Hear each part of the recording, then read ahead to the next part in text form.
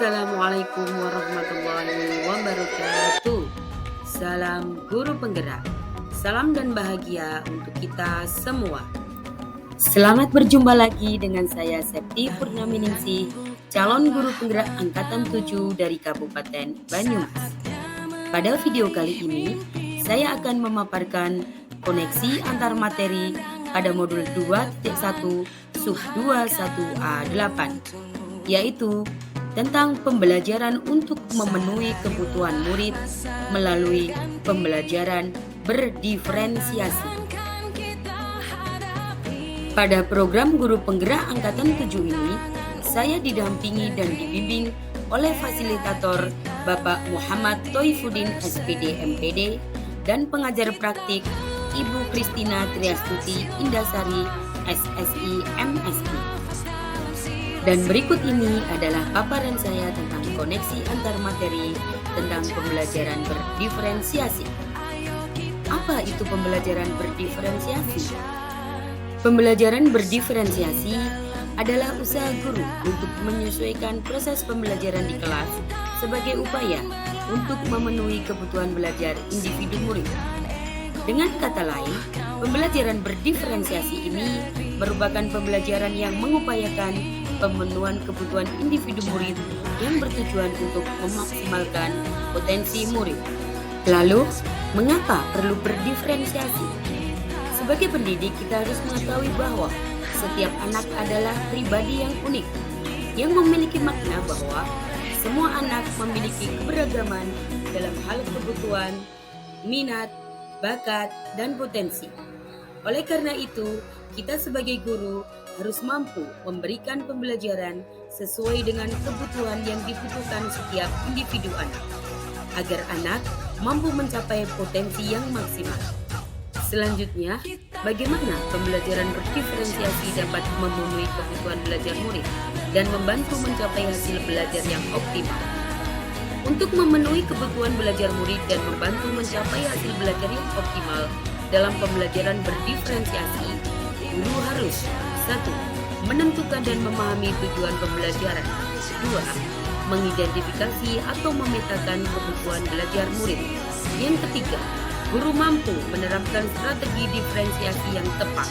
Yang keempat, guru mampu menyediakan lingkungan belajar yang mendukung kenyamanan belajar murid. Dan yang kelima, guru mengadakan penilaian berkelanjutan. Terkait dengan kebutuhan belajar murid, terdapat 3 kebutuhan belajar murid yang harus kita perhatikan. Yang pertama, kesiapan belajar, yaitu kapasitas untuk mempelajari materi, konsep, atau keterampilan baru. Sebuah tugas yang mempertimbangkan tingkat kesiapan murid akan membawa murid keluar dari zona nyaman mereka dan memberikan mereka tantangan. Namun dengan lingkungan belajar yang tepat dan dukungan yang memadai, mereka tetap dapat menguasai materi atau keterampilan baru tersebut.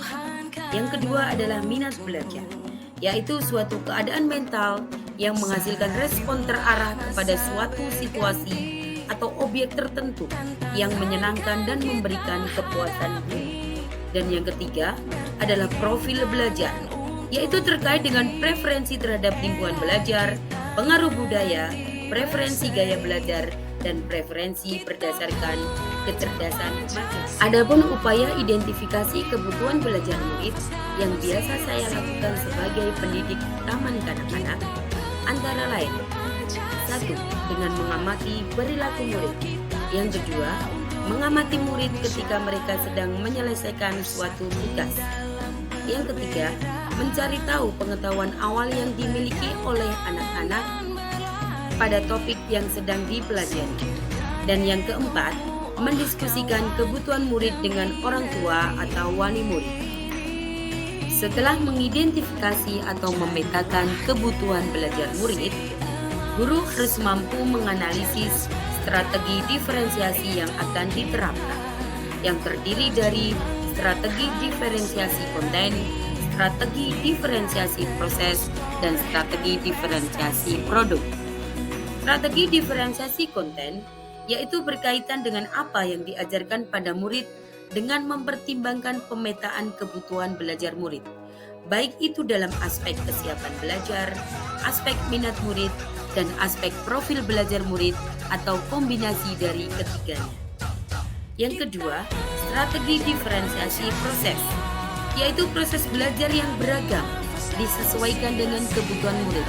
Proses ini mengacu pada bagaimana murid berlatih, memahami, dan memaknai konten. Dan yang ketiga, strategi diferensiasi produk, yaitu unjuk kerja sebagai hasil akhir dari pembelajaran untuk menunjukkan kemampuan, pengetahuan, keterampilan, dan pemahaman murid setelah menyelesaikan satu unit pelajaran atau bahkan setelah membahas materi pembelajaran selama satu semester. Dan berikut ini adalah keterkaitan antar materi pada modul 2.1 pembelajaran berdiferensiasi dengan modul 1.1 filosofi Ki Hajar Dewantara, modul 1.2 nilai dan peran guru penggerak, modul 1.3 visi guru penggerak, dan modul 1.4 budaya positif. Selamat menyaksikan. Pandangan ke depan, Tuhan kan menuntunmu. Sadarilah masa berganti, tantangan kan kita hadapi, bergandeng tangan untuk negeri, era kita menanti berseri.